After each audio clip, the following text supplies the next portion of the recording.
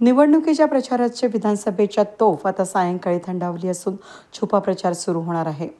नाशिकमध्ये या दरम्यान हॉटेलमध्ये एका 5 कोटींपेक्षा जास्त रक्कम जप्त करण्यात आली. निवडणूक आयोगाच्या भरारी पथकानं ही कारवाई केली असून राजकीय नेत्याची गाडीसुद्धा जप्त केली आहे. याबाबत मिळालेल्या माहितीनुसार निवडणुकीमध्ये पैशांचा वापर मतदारांना पैसे वाटप करण्याचे प्रकार घडतात. गैरप्रकाराला आळा घालण्यासाठी निवडणूक आयोगानं राज्यभरात भरारी पथकं तैनात केली. यातीलच एका पथकानं नाशिकमध्ये केलेल्या कारवाईत ही खळबळ उडाली आहे. नाशिकमधील हॉटेल रेडिसन ब्ल्यूमध्ये कोट्यावधींची रोकड एका बँकेमध्ये आढळली. ही रक्कम 5 कोटींपेक्षा जास्त असून हॉटेलजवळ एका राजकीय नेत्याची गाडीही जप्त करण्यात आली असून आता याचाच तपास सुरू आहे.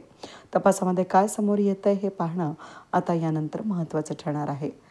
वेद न्यूजसाठी प्रतिनिधी कमलाकर तिवडे, नाशिक.